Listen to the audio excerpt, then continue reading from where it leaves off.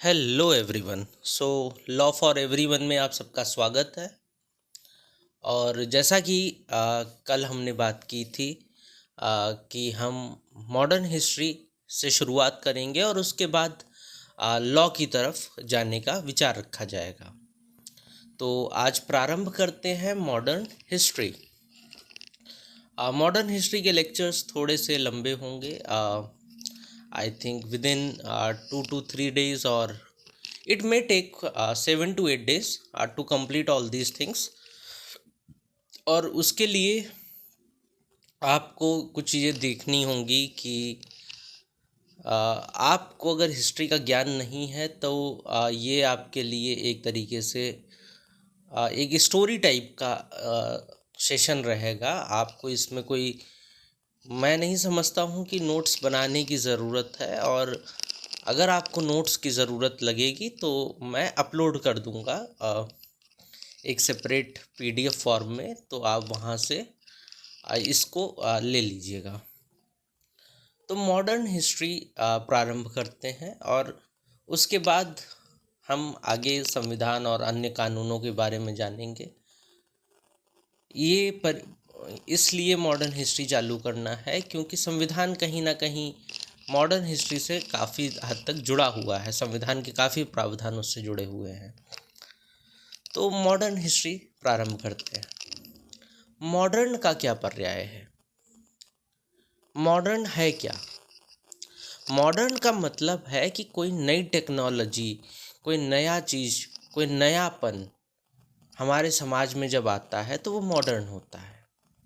लेकिन वो नयापन हमको पूरी तरीके से बदलाव हमारे भीतर नहीं लाता, वो हमको पूरी तरीके से बदलता नहीं है। वो नयापन हमारे कल्चर के साथ एनरूट हो जाता है। अब फॉर एग्ज़ाम्पल आप अगर ले लें तो पहले हम लोग दाल रोटी खाते थे, आज भी हम लोग दाल रोटी खाते हैं। पहले वो मिट्टी के चूल्हे पर पतीलों में बनता था वही खाना, आज उस खाने को गैस स्टोव, प्रेशर कुकर्स ने उसकी जगह ले ली है। हाँ, बर्तन बदल गए हैं लेकिन खाना वही है।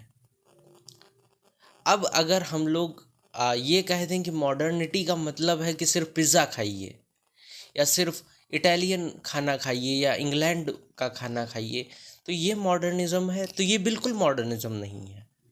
मॉडर्निज़्म का मतलब है नवीनतम का मतलब है, नवीनता का मतलब है कि नई टेक्नोलॉजी को ग्रहण करना, अपने कल्चर में समावेशित करना और उस कल्चर को थोड़ा सा एनरिच करना, उसको थोड़ा सा बढ़ावा देना।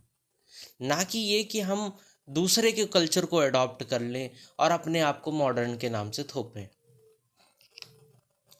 तो इंडिया में क्या होता है, हम लोग क्या कहते हैं, किसको हम मॉडर्निज़्म कहते हैं, किसको हम मॉडर्निटी कहते हैं? हम मॉडर्निटी कहते हैं कि वेस्टर्नाइजेशन ऑफ द थिंग्स। हम जितना वेस्टर्न हो जाएंगे उतना हम मॉडर्न हो जाएंगे। हम जितनी अंग्रेजी बोल लेंगे हम उतने मॉडर्न हैं, हम उतने नवीन हैं। हाँ, अंग्रेजी एक ज़रूरी भाषा है, लेकिन वो ज़रूरी भाषा कब है? जब हम विदेशियों से बात करें, जब हम विदेशों में जाएं, जब हम दूसरों से इंटरेक्ट करें। हमारी अपनी बोलचाल की भाषा हिंदी है, हमें उसे ही बोलना है। तो मॉडर्निज़्म समझना इस तरीके से समझना है कि नई टेक्नोलॉजीज़ का आना और हमारे कल्चर को इन्हेंस करना और कल्चर में अपने उस तरीके से घुल मिल जाना जैसे पानी में चीनी घुल जाती है। तो इस तरीके से मॉडर्निज़्म है। हमारे देश में मॉडर्न हिस्ट्री की शुरुआत कब से होती है? हमारे देश में मॉडर्न हिस्ट्री आई यूरोपियंस के आने के बाद से। उससे पहले प्राचीन इतिहास था। प्राचीन इतिहास में हड़प्पा सभ्यता से लेकर के गुप्त काल तक हम प्राचीन इतिहास को मानते हैं। उस समय भारत में मुख्य रूप से हिंदू राजा हुआ करते थे। मध्यकालीन भारत की बात करें तो भारत में थोड़ा सा बिखराव आया, थोड़ा सा युद्ध के कौशल बदले। पहले युद्ध तलवारों तीरों से लड़े जाते थे, मध्यकालीन आते आते वहाँ तोपें आ गईं, घुड़सवार हो गए, बंदूकें आ गईं। और मॉडर्न हिस्ट्री की शुरुआत होती है यूरोपियंस के आने से। यूरोपी जब आए तब वो अपने साथ कई सारी चीज़ें लेकर आए, और उन सारी चीज़ों से हमको काफ़ी कुछ सीखने को मिला, हमको काफ़ी कुछ सहने को मिला, हमें काफ़ी पीड़ाएं हुई, हमें काफ़ी दर्द मिला, और उस दर्द का नतीजा हमारा संविधान बन के निकला। तो इतना दर्द हमको जब मिला तो कैसे यूरोपी आए और कैसे वो शासक बन गए, और यूरोपियों को आने की ज़रूरत क्यों पड़ी भारत में? ये मूल प्रश्न है कि यूरोपियों को भारत में आने की ज़रूरत क्यों पड़ी। तो देखिए, पहला कारण ये था कि जो यूरोप है उसकी अगर हम ज्योग्राफी देखें, उसका अगर हम भूगोल देखें, तो वो भूगोल देखने को मिलता है कि वो आर्कटिक रेखा जो है उसके पार में उसके काफ़ी सारे देश हैं, और वहाँ पे ठंड काफ़ी अधिक होती है। तो उस समय जब ठंड अधिक थी तो उनको खाना अगर उगाना है, उनको कोई फसल उगानी है, तो वो फसल उगाने के लिए उनको 2-3 महीने की ही गर्मियाँ मिलती थी, और उसके बाद ही उनकी फसल तैयार हो जाती थी। अब मुख्य टास्क था उनके पास कि अपनी फसल को कैसे हम सर्दियों तक बचा के रखें। तो उनको प्रिजर्वेटिव्स की ज़रूरत थी, और उस समय कोई केमिकल प्रिजर्वेटिव नहीं होते थे। तो प्रिजर्वेटिव के लिए उनको मसालों का सहारा लेना पड़ता था। अब मसाले कहाँ पैदा होते थे? मसाले पैदा होते थे एशिया में, साउथ एशिया में, भारत में, मुख्य रूप से भारत में। तो मसालों के लिए उनको भारत की ज़रूरत थी, और इसलिए वो भारत आए। साथ ही साथ 15वीं 16वीं शताब्दी में यूरोप में इंडस्ट्रियलाइजेशन शुरू हो गया, एक डार्क एज ख़त्म हुई, एक नया रिवॉल्यूशन का फेज़ आया जिसको हम इंडस्ट्रियल रिवॉल्यूशन के नाम से जानते हैं। जब इंडस्ट्रियल रिवॉल्यूशन यूरोप में आया तो रॉ मटेरियल, कच्चे माल की लोगों को ज़रूरत पड़ने लगी, कंपनियों को ज़रूरत पड़ने लगी, और वो कच्चा माल प्राप्त करने के लिए भारत ही एक उपयुक्त देश था जहाँ से वो कच्चा माल प्राप्त कर सकते थे। इसलिए भी उनको भारत आने की ज़रूरत पड़ी। साथ ही साथ अगर हम देखें हमारे संबंध यूरोपियों से, तो कोई नए नहीं थे उस समय। ऐसा नहीं कि यूरोपियों के साथ हमारा व्यापार नहीं होता था, हमारा व्यापार होता था, लेकिन वो जल मार्ग के द्वारा नहीं होता था, वो थल मार्ग यानी कि जो ज़मीनी रास्ते थे उनके द्वारा हमारा यूरोपियों से व्यापार होता था। तो हमारे लोग जाते थे Pakistan, Afghanistan, Iran, Iraq cross करके तुर्की तक पहुंचते थे, और तुर्की से फिर हमारे सामानों को यूरोप में पहुंचाया जाता था। तो उस समय यूरोप में 3 शहर मुख्य थे। एक था लंदन, एक था इस्तांबुल जिसको कुस्तुनतुनिया या कॉन्स्टेंटिनोपल के नाम से जानते हैं, वो तुर्की में था, और एक फ्लोरेंस शहर था जो इटली में था। ये 3 बड़ी सी ट्रेड जंक्शंस थीं जहाँ से व्यापार होता था।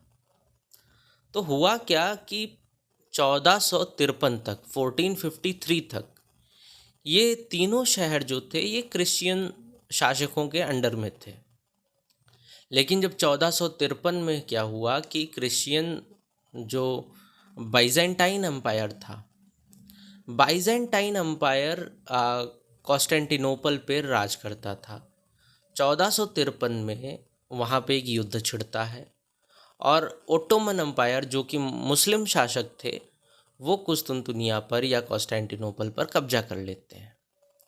जब वो कब्जा कर लेते हैं तो वो ट्रेड का रूट जो है कहीं ना कहीं डिसरप्ट हो जाता है। वो वहाँ से माल निकालने पर अधिक टैक्स लेते थे, अधिक कर देना पड़ता था। साथ ही साथ उनका माल, व्यापारियों का माल लूट लिया जाता था, जिससे वो यूरोप नहीं पहुँच पाता था। तो काफ़ी हद तक नए मार्ग की लोगों को अब ज़रूरत पड़ने लगी। तो यूरोपीय देशों ने सोचा कि हम नया मार्ग ढूंढते हैं। तो इसमें मुख्य रूप से सामने आए पुर्तगाली लोग। तो पुर्तगालियों में उस समय एक राजा होते थे, प्रिंस हेनरी।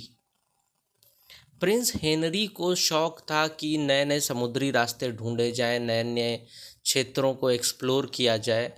तो इसलिए उन्होंने कई सारे बेड़ों को लॉन्च किया, कई सारे एक्सपीडिशंस किए। तो इसलिए उनका नाम पड़ गया प्रिंस हेनरी द नेविगेटर। तो उन्होंने काफ़ी सहायता की, काफ़ी उन्होंने जोर दिया कि नए नए रास्तों को खोजा जाए। फिर सन 1492 में एक व्यक्ति निकला भारत की खोज के लिए समुद्र के द्वारा। उसका नाम था क्रिस्टोफर कोलंबस। जब वो निकला तो वो अटलांटिक सागर में रास्ता भूल गया, और रास्ता भूलने से वो कैरेबियन क्षेत्र में पहुंच गया, और उसने अमेरिका को गलती से खोज निकाला।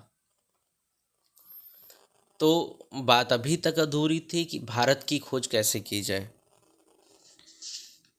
लेकिन यहाँ पे एक नया विवाद छिड़ गया कि अब अमेरिका की खोज हो गई। अमेरिका एक बहुत बड़ा क्षेत्र था। तो जब अमेरिका की खोज हो गई तो अब भारत की खोज कौन करेगा, क्योंकि कोलंबस जो था वो स्पेनिश था, और पुर्तगाली भी भारत की खोज में लगे थे, स्पेनिश भी भारत की खोज में लगे थे। तो स्पेन और पुर्तगाल के बीच में एक जंग छिड़ी। उस जंग का नतीजा ये निकला कि सन 1494 में एक संधि हुई जिसका नाम था ट्रीटी ऑफ टॉर्डेसिलास। ट्रीटी ऑफ टॉर्डेसिलास में अटलांटिक ओशियन में एक रेखा खींच दी गई, और उस रेखा में ये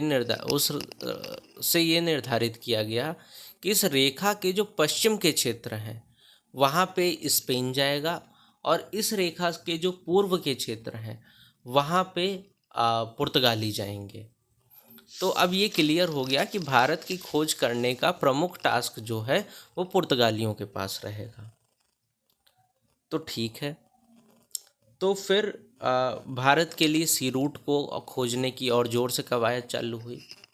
इसी बीच में सन 1487 में भी एक व्यक्ति भारत की खोज के लिए निकला था पुर्तगाल से। उसका नाम था बार्थोलोम्यू डायस।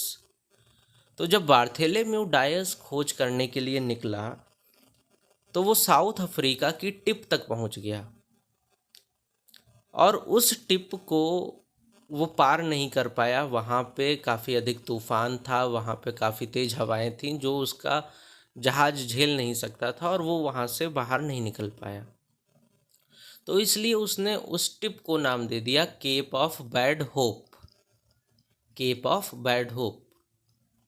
लेकिन उसके बाद एक और व्यक्ति था, सन 1498 में वो निकला, और उसका नाम था वास्को डिगामा। वो केप ऑफ गुड होप तक पहुंचा। वहाँ पे उसे कुछ भारतीय व्यापारी मिले जो अफ्रीका में व्यापार करने के लिए समुद्री रास्तों से आए थे। उसने उनसे बातचीत की, और उनमें एक व्यापारी जिसका नाम अब्दुल माजिद था वो राजी हो गया कि वो वास्को डिगामा को इंडिया लेकर आएगा। तो वास्को डिगामा उसके साथ इंडिया आता है। सन 1498 में 11 मई को वो इंडिया में पहुंचता है। जब वो इंडिया आता है तो वो कालीकट के बंदरगाह पर उतरता है, और उसका स्वागत जैमोरिन के द्वारा किया जाता है। वास्को डिगामा का आना ही था कि उसके बाद कई सारी यूरोपीय कंपनियां भारत में आईं, जिनमें इंग्लिश ईस्ट इंडिया कंपनी थी, जिसमें डच ईस्ट इंडिया कंपनी थी, जिसमें डैनिश ईस्ट इंडिया कंपनी थी, जिसमें फ्रेंच ईस्ट इंडिया कंपनी थी। तो ये सारे लोग भारत आए।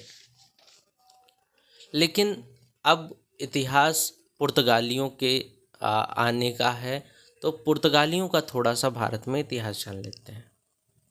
तो जब वास्को डिगामा आया तो जैमोरिन के द्वारा उसको रिसीव किया गया। उसने भारत में काफ़ी व्यापार किया, काफ़ी सामान उसने भारत में ख़रीदा। चूँकि उसका भारत आने तक काफ़ी खर्चा हो चुका था, और जब वो पुर्तगाल वापस गया तो जब उसने अपना सामान बेचा तो उसके आने जाने का खर्चा, उसके सामान खरीदने का खर्चा, ये सब निकालने के बाद भी उसको 5 गुना मुनाफा, 5 गुना प्रॉफिट अधिक हुआ था।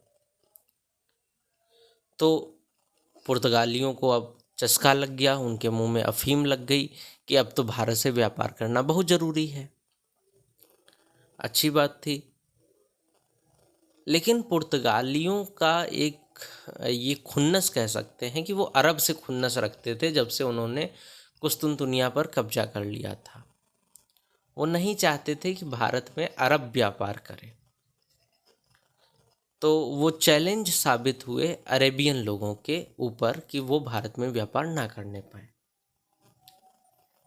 तो पुर्तगाली भारत आए, तो उनसे भारत आने के बाद एक चीज़ ये सही साबित हो गई कि पुर्तगालियों के पास मैरीटाइम पावर काफ़ी अधिक है, यानी कि उनके पास सामुद्रिक शक्ति काफ़ी अधिक है।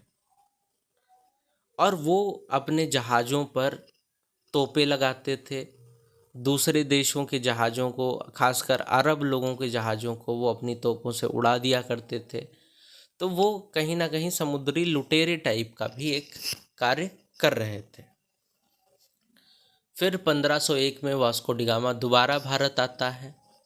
जब वो दोबारा भारत आता है तो वो देखता है कि भारत एकदम बिखरा हुआ है, यहाँ पे कोई एक शक्तिशाली राजा नहीं है जो भारत को संभाल रहा हो। उसको लगता है कि ये सही मौका है, तो वो जैमोरिन के पास जाता है, उनसे कहता है कि आप अरब लोगों को व्यापार ना करने दें, आप हमारे साथ ही व्यापार करें। लेकिन जैमोरिन वास्को डी गामा को मना कर देता है। फिर भी वास्को डी गामा एक बड़ा अच्छा चापलूस व्यक्ति था। वो जैमोरिन से कैन्नानोर में एक ट्रेडिंग फैक्ट्री लगाने की परमिशन ले लेता है। अब फैक्ट्री से ये अभिप्राय नहीं है कि वो फैक्ट्रियाँ मैन्युफैक्चरिंग फैक्ट्रियाँ होती थीं जैसे आजकल की फैक्ट्रियाँ हैं। फैक्ट्री से अभिप्राय ये है कि वो एक गोदाम होता था। उस गोदाम के भीतर वो भारत में जो सामान खरीदते थे और जो भी साउथ एशियन देशों से वो सामान खरीदते थे, उस गोदाम में लाकर रखते थे। और जब कैन्नानोर में उनकी फैक्ट्री लग गई, उसके बाद धीरे धीरे उन्होंने कोचीन में भी एक फैक्ट्री लगा ली और एक उन्होंने कालीकट में भी अपनी एक फैक्ट्री लगा ली।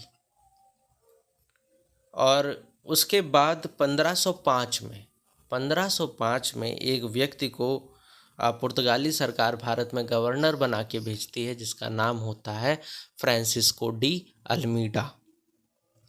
फ्रांसिस्को डी अल्मीडा को भारत में 3 साल के लिए भेजा गया था और उसको एक टास्क दिया गया था कि आप अरब देशों के साथ जो भारत का व्यापार होता है, आप उस व्यापार को तोड़ेंगे, आप अरब लोगों को भारत में व्यापार करने नहीं देंगे। अल्मीडा इसके लिए एक ब्लू वाटर पॉलिसी अपनाता है। ब्लू वाटर पॉलिसी एक कार्टरेज सिस्टम था। कार्टरेज सिस्टम का मतलब ये था कि जो लोग पुर्तगालियों के जहाज पे अपना सामान लाद कर भेजेंगे, या जो लोग पुर्तगालियों को चुंगी देंगे, जो पुर्तगालियों को टैक्स देंगे, पुर्तगाली उनके जहाज़ों के साथ कोई नुकसान नहीं करेंगे। लेकिन जो लोग पुर्तगालियों को टैक्स नहीं देंगे, जो लोग पुर्तगालियों के साथ नहीं होंगे, पुर्तगाली उनके जहाज़ों को तोप से उड़ा देंगे। एक तरीके से लुटेरेपन का टैक्स था। उसके बाद अल्फांसो डी अल्बुकर्क को भारत में गवर्नर बना के भेजा जाता है, जो कि 1509 से लेके 1515 तक भारत का गवर्नर था। ये पुर्तगालियों की शक्ति का सही मायने में रियल फाउंडर था और इसने एक इम्पेरियलिज्म की पॉलिसी अपनाई, इसने एक आधिपत्य स्थापित करने की पॉलिसी अपनाई। तो 1510 में इसने लड़ाई की बीजापुर के सुल्तान के साथ और उनसे इसने गोवा को कैप्चर कर लिया। और गोवा को कैप्चर करने के बाद वो आसपास के क्षेत्रों में भी अपनी इन्फ्लुएंस दिखा रहा था और साथ ही साथ जिन क्षेत्रों पे इसने कब्जा किया था वहाँ पे इसने अपने मन मर्जी के कानून लाने चालू कर दिए। जो भी क्षेत्र पुर्तगालियों के अंदर में थे आ, उनमें सती प्रथा को बैन कर दिया गया। अब ऐसा क्यों हुआ? और इसका विरोध क्यों नहीं हुआ? इसका विरोध इसलिए नहीं हुआ कि पुर्तगालियों के पास बहुत बड़ी सामुद्रिक शक्ति थी और उसी के बलबूते वो ज़मीन पर ये गलत हरकतें कर पा रहे थे। उसके बाद 1529 में एक मुख्य व्यक्ति आता है जिसका नाम होता है नीनो डी चुन्हा। नीनो डी चुन्हा ने कोचीन में पहले पुर्तगालियों की फैक्ट्री राजधानी हुआ करती थी और उसने पुर्तगालियों की राजधानी को कोचीन से हटा करके गोवा में शिफ्ट कर दिया। उस समय पे भारत में मुग़ल आ चुके थे, मुग़लों का शासन था, हुमायूं हिंदुस्तान का राजा था और हुमायूं गुजरात पे आक्रमण करना चाहता था। उस समय गुजरात का शासक बहादुर शाह हुआ करता था, तो हुमायूं बहादुर शाह पर आक्रमण करने की तैयारी कर रहा था और बहादुर शाह को बचाव के लिए मदद की ज़रूरत थी। तो वो पुर्तगालियों के पास गया और कहा कि हमारी मदद करिए। तो पुर्तगालियों ने कहा कि इसके बदले में हमको आप बसाइन और दीव, 2 आइलैंड थे, वो आप हमको दे दीजिए। बहादुर शाह ने वो आइलैंड पुर्तगालियों को दे दिए, लेकिन उसी बीच इंटरनल पॉलिटिक्स के चक्कर में और शेर शाह सूरी से हारने के बाद हुमायूं वहाँ पे आक्रमण नहीं कर पाया और वो भारत से उसको भागना पड़ा। लेकिन बसाइन और दीव पाने के बाद पुर्तगालियों ने उसे बहादुर शाह को वापस नहीं किया। उसके बाद एक और व्यक्ति आता है, मार्टिन अल्फांसो डी सूजा। मार्टिन अल्फांसो डी सूजा आता है 1542 में और वो रहता है 1545 तक। वो एक तरीके से कट्टरता पे उतर आता है। उसके साथ सेंट फ्रांसिस जेवियर आते हैं जो कहते हैं मैं भारत में क्रिश्चियनिटी का प्रचार करूंगा। जो पुर्तगालियों के आधिपत्य के क्षेत्र हैं हम वहाँ पर क्रिश्चियनिटी फैलाएंगे, क्रिश्चियन लोगों को बनाएंगे, और ये लोगों को नागवार गुजरा। और हमने देखा है कि जब भी कभी धर्म राजनीति में आ जाता है तब कहीं ना कहीं विनाशकारी चीज़ें होती हैं। जैसे मौर्यों के शासनकाल का अंत कैसे हुआ? जब अशोक ने बुद्धिज़्म को अपनाया, मौर्य ख़त्म हो गए। जब औरंगजेब इस्लामिक कट्टरता पे उतर आया तो हम देखते हैं कि औरंगजेब का मुग़ल शासनकाल ख़त्म हो गया।